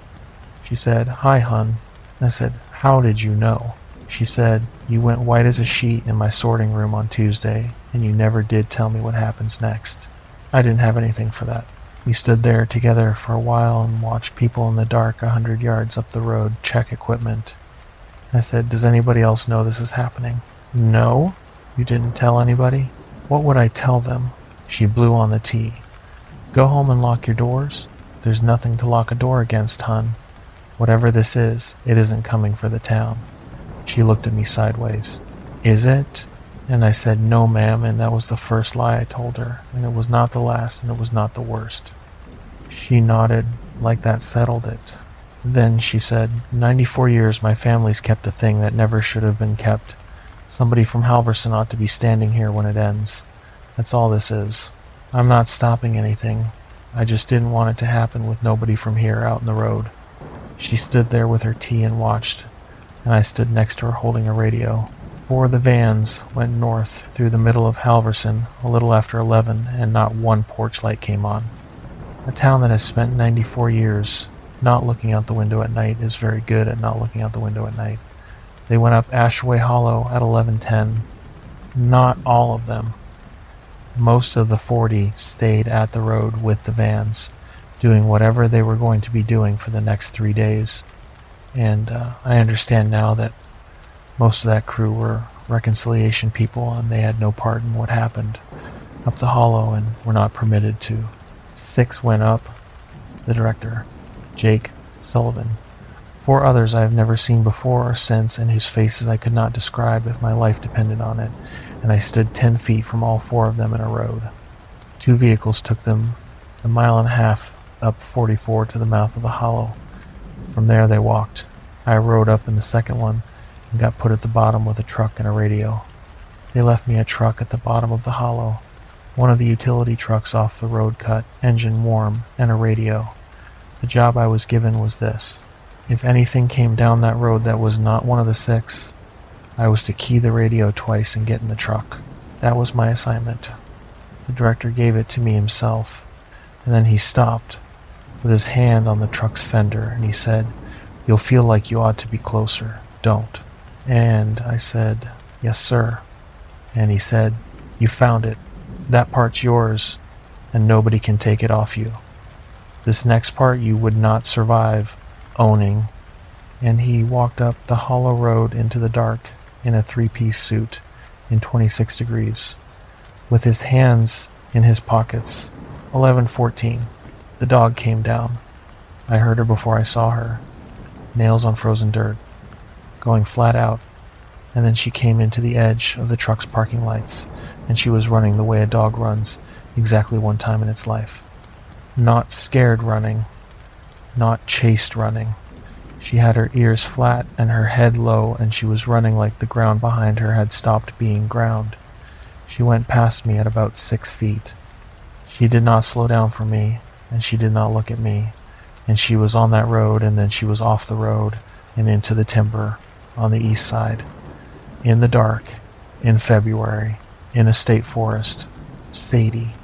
Her name was Sadie, and she was maybe 9 years old, and she had arthritis in her hips. I'd watched her get up off that bed, and she went into 11,000 acres of black timber at 11:14 at night. And I hope to God something up there was kind to her. 11:19. Every light in the farmhouse came on. I could just see it from where I was. Half a mile up the hollow, up where the drainage opens out into the old pasture, there's a place where the trees break and you get a piece of the hillside. Every window, all at once. The whole upstairs, the whole downstairs, the porch light, and something out back that I think was the barn, all at once, like a hand on a breaker. They stayed on for about 90 seconds. Then they all went off at once. And it was darker than it had been before, the way it is. 11:22. It started. I'm not going to describe it. I have tried out loud twice. Once to Sarah Mitchell in a car in March, and once to a man I will not name in a bar in Harrisburg in 2026. And both times, the thing that came out of my mouth was so much smaller than the thing in my head that I did more damage to my own memory of it by trying. I've got about 4 minutes of it left that are still real, and I'm keeping them. It lasted 11 minutes. It was not a scream. There were parts of it that a person would call screaming, and if you heard 8 seconds of it out of context, you'd say that's a man screaming, and you would be wrong. And I knew you'd be wrong at the time. Standing in a road with my hand on a truck fender. It was not one voice. It was not one voice. And it was not two voices. And it never at any point sounded like several things making noise at the same time, which is what a fight sounds like. It sounded like one thing making all of it. Like one throat with too much in it. Like a radio picking up 4 stations at the same strength. And underneath it, the whole 11 minutes, running under everything else, there was a sound I did recognize. Somewhere in it, the whole time, something was talking. Talking. Conversational. Under the rest of it, going the entire time, at the pace and rhythm of a man being reasonable with you at a kitchen table. I could not make out a single word. I stood in that road for 11 minutes with my hand on a cold fender and my other hand around a radio I never keyed. Then it stopped. Not faded. Stopped. Between one sound and the next, the way a record stops when you take the needle off. And the hollow was so quiet that I could hear the truck's engine ticking as it cooled, and the creak down in the drainage under the ice, and my own blood. 11:41. He came down the road, the director, by himself. He walked the whole half mile down that hollow road and came into the parking lights the way a man comes into a room. His suit was ruined. That's the word for it. The jacket was gone entirely. The vest was hanging off one shoulder by a seam, and the shirt underneath it was not a shirt anymore in any way that mattered, and there was a wetness on him that came up past the elbows and across the front of him. Black in that light, and it was on his face too, in a line up one cheek and into the hair at his temple. His breathing was even. His hands were steady. He walked up to the truck, and he stopped, and he looked at me, and his eyes did the amber gold thing in the parking lights, and he said, "Is there a towel in the truck?" I said, "Yes, sir." There was. There's a towel in every one of our vehicles, in the back, in a plastic bin, along with a blanket and a first aid kit and a case of water, because that's the standard kit, and somebody in Harrisburg buys them in bulk. I got it out, my hands worked, I don't know how. I gave it to him. He said, "Thank you." He said it the way you say it to a man who holds a door warm, unremarkable, a little tired. I have been afraid of a lot of things in the last 2 years. That's the one. That's the moment. The thank you. 2 syllables. He cleaned his hands and his forearms and his face. And he did it thoroughly and without hurry, the way you do it at a sink. And then he folded the towel in half and in half again and held it out to me. And I took it. I don't know why I took it. He held it out and I put my hand out and took it, because a man hands you something and you take it, and that's how deep it goes. And I looked down at it I had a folded towel in my hand at 11:43 at night in a road in Kettle County, and it was heavy and it was warm, and what was on it was not blood. I'm going to leave it there. He said, Mitchell will brief you at 6. Get some sleep. Then he said, Anderson. I looked up. He said, you were right. And he walked south down the hollow road toward the vans, and Jake Sullivan came down about 4 minutes later, and the 4 others came down after that, and one of them was carrying something, and I did not look. And at 11:56 at night, one of the vans went up Ashaway Hollow with 3 people in it and a fuel canister in the back. And at 12:20 in the morning, the sky over that hillside went orange for about an hour. The Kettle County Volunteer Fire Companies out of Halverson and Sweden Valley responded at 12:26 to a structure fire at a residence up Ashaway Hollow, and the cause was determined to be a stove fire in a vacant property, and there was nobody in the structure, and there had not been anybody living in that structure for a long time. I know all of that because I wrote it. I wrote it in a truck at the bottom of that hollow at 1 in the morning, with the sky still orange, on a laptop balanced on my knees, because the fire companies were going to want a cause before daylight, and a cause is a thing somebody has to hand them. They gave me a folding table in the Halverson Volunteer Fire Hall. 4 days. A laptop, a space heater that smelled like burning dust, a folding chair with a bad leg, and a printer somebody ran an extension cord to. Out the window I could see the tanker truck and the ice machine, and a bulletin board with a flyer for a pancake breakfast that had already happened. That's where I was while they reconciled the town. The official cover was a water main. That was mine too.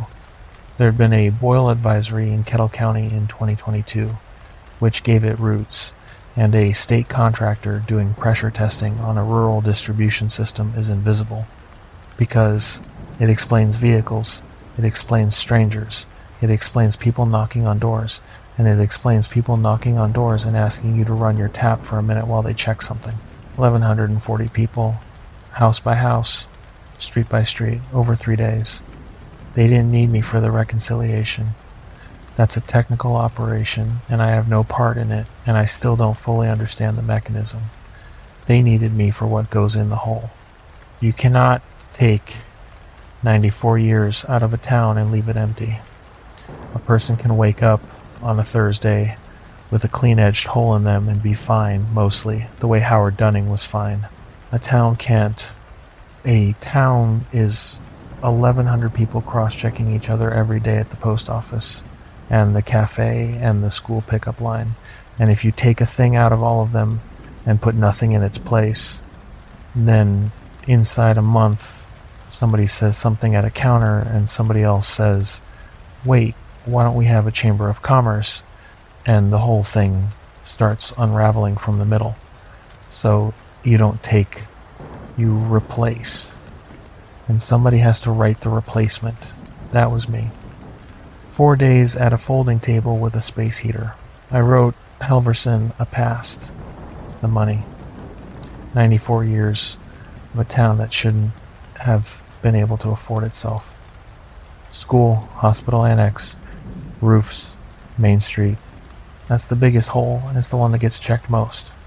Because money leaves records in the ordinary world that I cannot reach into and change. So it needed a source that was real enough to survive an accountant. And here's the thing. I didn't have to invent the Bittner Foundation. The Bittner Foundation was already there. It has a lawyer in Pittsburgh and a filing history and an endowment, and it has been quietly dispersing to that school district since 1952, and it is entirely real. And I have never found out where the money in it actually comes from, and I have decided not to. What the town didn't have was a reason for it. So I built them a man, Elias Bittner, born in the Gap in 1888, left for Pittsburgh in 1906. Made money in valves and fittings, which is the most boring way anyone has ever made money and therefore the most believable. Died in 1951 without children, and left a charitable trust with a mandate restricted to the Halverson School District and the borough, which is why the money only ever lands on those two things, which is why the school is new and the roads aren't. I gave him a wife who died young, I gave him a reason. I gave him a modest headstone in the Ashaway Cemetery. And I took the name off the one man Corinne had handed me on Tuesday in the post office. The man named Bittner who walked up that hollow with her grandmother in December of 1931. And I made him a cousin who went to Pittsburgh and did well. And I put him in the ground in his own town. The roofs are the part I am least sure of. A trust restricted to a school district in a borough does not reshingle private houses on Main Street, and it does not buy a florist to lease. And I knew that at the table, and I wrote it anyway. Because a file doesn't have to be airtight. It only has to be tighter than anybody's curiosity, and I have been waiting 2 years for somebody up there to do the arithmetic on a roof. The leaseholder, Warren Teague, who lived up Ashaway Hollow, who kept to himself, who plowed lanes for people who couldn't pay him, and who everybody in that town liked and nobody in that town ever visited. I gave him a stroke in 1987 because I needed the handwriting to change and because he'd handed me that one himself. I gave him a quiet decline. I gave him a death in 2004, in the spring, at home, found by a neighbor. I gave him a small service at the Methodist Church, with about 30 people at it. And I gave him a plot in the Ashaway Cemetery, and on the third day a crew set a stone on it, granite, modest, correct for the period, and there are 2 dates on that stone, and I typed both of them, 1919 to 2004. Then I had to do the house, because there's a burned foundation up that hollow and 1,100 people who need a reason for it. And the fire happened in 2025, and the man died in 2004. So I had to make the property vacant for 21 years and then burn it, and that's the kind of problem I spent 4 days solving. Estate stuck in probate, out-of-state heirs. Nobody could sell it. Kids used to go up there, and then that week somebody got in and lit a fire in the stove to stay warm, and it went, and the state police took a look and closed it. That is what happened now. Ask anybody in that gap, and the 6. The 6 on my legal pad, 5 of them with names. I could not give them back. There is no version of the reconciliation where Marcus Ochoa's sister in Gettysburg gets a phone call. There is no line in that operation where a 19-year-old girl's family gets a body. Those cases are open in the ordinary world, in databases I have no reach into, in the hands of state police investigators who are not ours, and the single most dangerous thing I could have done, the thing that would have brought the whole cover down inside a year, would have been to start producing remains in a county that had just had a strange week. So they stay missing, all 6, and the 4 probables, and the 3 maybes, and everyone before them going back to 1931, which is a number I have since come to believe is somewhere between 200 and 400 people. They stay missing forever. That's it. That's the resolution. That's what winning looked like.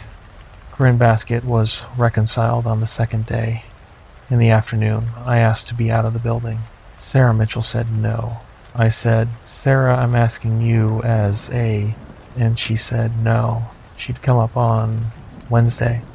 Her mother was stable, out of surgery, in a rehab place, and she'd driven 4 hours north on 3 hours of sleep, and she stood in the doorway of that fire hall with a cup of coffee and did not let me leave. So I stood at the window and watched 2 of ours go into the post office at 2:15 in the afternoon and come out at 2:31. That's how long it takes. 16 minutes. For 94 years and 3 generations, and a woman who stood in a road in the dark because somebody from Halverson ought to be out there. 16 minutes. Afterward, I went back to my folding table and I sat down, and I didn't do anything for a while, and Sarah Mitchell pulled the other chair over and sat down next to me. And she said the only thing she ever said to me that sounded cruel. She said, "If you're going to write it, you're going to watch it." I said something, I don't know what. And she said, "It's the only part of this job I know how to teach. The ones who only watch get hard. 5 years, and they're the ones telling you it's a mercy." She stopped, took her glasses off, rubbed her eyes. "The ones who only write are worse. They get good at it. They sit in a room and make a thing beautiful, and they never once have to see it land on somebody." She put the glasses back on. "I've had 2 of those handled. That's the word we use. So you watch, every time. And if you ever get to where you'd rather not, you come tell me and I'll pull you out of this line of work myself. I said, okay. I meant it. I still mean it. I have watched everyone since. There have been 9. I called home once on the 3rd night from the parking lot of the West Gate up in Coudersport, 30 minutes north of the Gap, because I'd gone the better part of a week without and it had started to feel like something. Emma had lost a tooth. Tyler's team won by 2. Sarah asked if the motel had a pool, which it did not, and Waffles had gotten into the trash. 9 minutes. I said I loved them and I hung up, and I sat in the car, in the cold, with the phone in my hand, 30 minutes up the road from a town that was being taken apart, and I thought about what the 94 years had bought that town. On the 4th day, Corinne Basket came into the fire hall with a tray of sandwiches. Ham and cheese on white with the crusts on, cut on the diagonal, on a plastic tray with a paper doily under them, wrapped in plastic wrap. The way a woman of that generation in that part of the world has been bringing food to volunteer fire halls her entire life. She came through the door with the tray, and she was cheerful and a little out of breath from the cold, and she said, "Now, I know you fellas have been out there in it all week, and I know what the diner charges. So," she set it on the end of my table. She looked right at me, and she smiled, and she said, "You get set up all right somewhere to stay?" She did not know me. We had sat in the back of her post office on Tuesday for 50 minutes, and she had told me the true history of her town and her grandmother's name, and the exact reason she had never asked how many. And she had stood in a road in the dark at 10:40 at night with a mug of tea, because somebody from Halverson ought to be standing there. And on the 4th day she asked a stranger at a folding table if he'd found a room. I said, "Coudersport." She said, "Oh good, the Westgate? They've got the good beds." And then she told me about her grandmother. Not the same grandmother. Or the same one, but not the same story. She told me, warmly, comfortably, leaning on the end of my folding table with her hand on the tray, that her people had actually left the Gap in the 30s when the tannery closed and gone down to Williamsport for work. Her mother came back up in the 60s when things turned around. And wasn't it something how the town had held on when so many others didn't, and she supposed they had old Elias Bittner to thank for that. God rest him. She said, God rest him. About a man I invented on Tuesday in a folding chair. I said something. I said thank you for the sandwiches. She patted the table twice and said, "You boys get warm," and went out. I sat there for maybe 10 seconds. Then I went out the back door of that fire hall, past the ice machine, into the snow in the alley behind it, and I was sick until there was nothing left. On my knees, in old gray snow, behind a volunteer fire hall in Kettle County, Pennsylvania, at 11:40 in the morning on the 3rd of March. And what came up in me out there, on my knees, was not Corinne. It was a 22-year-old in Snyder County named Danielle Fry, whose mother got a body and a funeral and 200 people, because somebody in the Northeast filled out a form and a liaison, sat in a living room for an hour and did the hardest part of this job right. 4 months ago I had gone through that liaison's cover narrative in Sarah Mitchell's office and thought I'd have written it better. I had. That week I wrote the best one anybody has ever written, and it went to 1,140 people at once, and not one of the 6 got a funeral out of it. Sarah Mitchell was in the doorway when I came back. She'd been there the whole time. She didn't say anything about it, then or ever. I washed my face in the bathroom with the industrial soap, and I sat back down at the folding table, and I finished the file. It was good work. Nobody will ever read it. Everybody will believe it forever. I got home on a Tuesday, a little after 4 in the afternoon. Waffles came off the couch and hit the door before I had it all the way open, which she does, and Emma was right behind her, and Tyler yelled something from upstairs without coming down, which at 11 years old is love. Sarah, my Sarah, came out of the kitchen with a dish towel. She said, "How was it?" And I said, "Long, cold, bad coffee?" And she said, "Did you get everything done?" And I said, "Yeah." And she said, "I missed you." And I said, "I missed you too." And I put my arms around my wife in the front hall of my house, with my daughter's dog jumping on both of us. Every word of that was true. 4 months of 1,000 little lies a day, and I came home from Halverson and told my wife nothing but true things for about 6 minutes, and it didn't help at all. I'd always thought the lying was the weight. You can put a lie down. There's a room in my marriage my wife has never been in. Nothing I say in the other rooms touches it. The bonus hit on a Tuesday. Field commendation, Eastern Seaboard. $40,000, direct deposit, listed on the pay statement as a project completion bonus from Crestwood Consulting, LLC, fully taxable, entirely legal, and if the IRS ever looks at it, they will find a consulting firm that made money and paid a man for a project. Sarah saw it before I did. She was doing the bills at the kitchen table on Tuesday night, and she got very quiet, and then she said, "Rob," and I came in and looked over her shoulder, and my wife put her hands over her face and cried at our kitchen table because $40,000 is a down payment, because we could get out of that house, because there was a place over near the good elementary school she'd been looking at on Zillow for 2 years, the way you look at a place you're never going to go. I stood behind her chair and I put my arms around her, and she held onto my forearms and cried. And over the top of her head, I looked at the number on that laptop screen, $40,000. And I did the arithmetic before I could stop myself.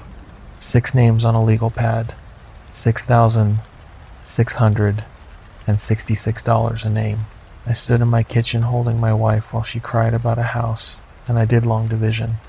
The director opened the audit in the last week of March. 19 leases. 40 years or more with no incident on record. 9 states. I'm the lead, not support. I lead it. There is a line item in the Eastern Seaboard's operating budget with a title on it that reads Compliance Review. And under it, there is a head count, and the head count is 9 now. And one of them is a woman named Denise Koval, who ran the B-type education programs for 8 years before I pulled her onto compliance, and who I'd met exactly once, back in October, in a gravel parking lot when she rolled her window down and told me it gets less weird. She was a school administrator before any of this. She was wrong about the weird part, by the way. It does not get less weird. But she's the best I've got at reading a file that's lying. It doesn't get less weird. She was wrong about that. But she's the best investigator I've got. 19 leases. I've done 4. 3 of the 4 are clean the wrong way. I'm not going to tell you about those. Not tonight. One of them's in Maine, and I'm not ready to talk about Maine. Randy called in April about the shift lead job.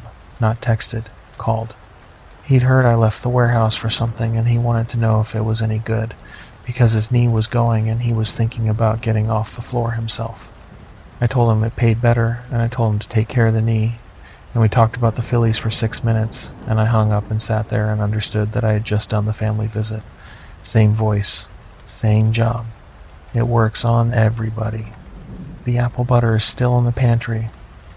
Sarah's moved it twice. Nobody in my house is ever going to eat it, and I am not going to throw it out, and I don't have a better explanation than that. I went back to Cedar Run in April. I don't know exactly what I wanted. He wouldn't know me. He didn't know me.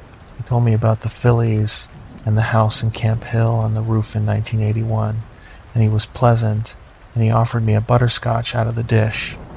But I asked the aide if I could look at the old notebooks, the early ones, from the shed. She said, "Sure, hon, they're in the boxes. He doesn't mind." The oldest one she brought in for me was dated on the inside cover in November of 1997, 3 months after they separated him, and the front of it is what all of them are. The number is wrong, the number is wrong, the number is wrong. Page after page, in a hand that was still steady then, still a compliance clerk's hand, still crossing its 7s, but I went to the back, and on the last page, upside down, in a different pen, in handwriting that was fighting for every letter, there was one more line, and I have it in front of me right now because I photographed it. And it says, "They can take what you know. They can't take what you wrote. Don't fix it. Count it. That's it. That's all of it." 29 years ago, a man with a hole cut out of the middle of his life sat in a shed in Camp Hill and figured out the only thing that survives. and wrote it on the back page of a notebook, upside down, where nobody would turn. Paper survives. That's what's left of Howard Dunning. Not the 18 years they took, not the finding. He got one instruction out the bottom of himself and onto a piece of paper, and it sat in a box for 3 decades, until a man in the same job on the same lease came looking. So I bought a ledger, hardbound accountant's book, the old kind with the marbled cover, from a Staples in Camp Hill on a Thursday in April, $22, and a gun safe from a place off the highway the same week that I told Sarah was for the deer rifle I do not own and have never owned. And I write it down. Every name I can reconstruct, every date, every lease, every one of the 9 I've watched since.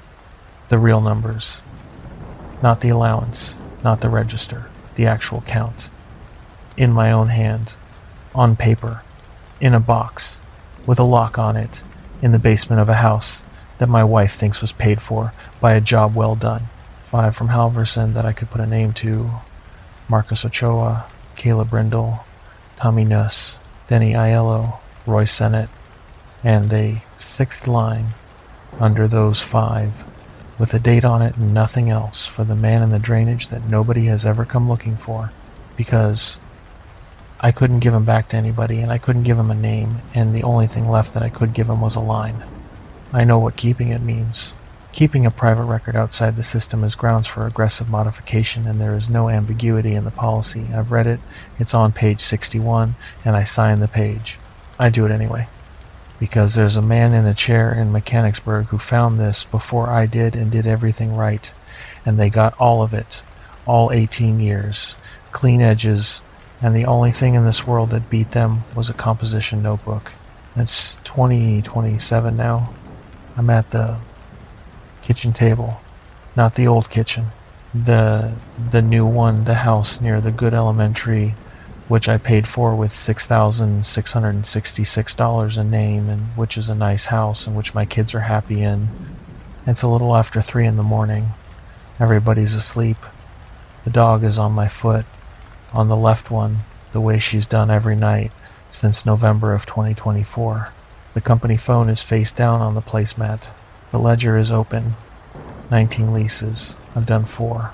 And the thing is, I've been running the numbers for 2 years now. The real ones, the ones in my own hand. And I keep coming back to the same place. And it's the reason I sit up. Because Halverson ran for 94 years, and I've got it at somewhere between 200 and 400. And the count I'm carrying, the one in this book, the one built out of open databases and county coroners and Facebook groups where women post the same photograph every year on the same date, that count does not fit inside Halverson. It didn't fit inside Halverson 2 years ago. It doesn't fit inside 19 leases either. I stopped pretending it might sometime last winter, and I haven't told Mitchell, and I haven't told the director, and I'm not going to. Not until it's a fact with a floor under it. The furnace kicks on. The vent under the table blows warm across my ankles, and the dog groans and rolls over the way she does. I pick up the pen. The number is wrong.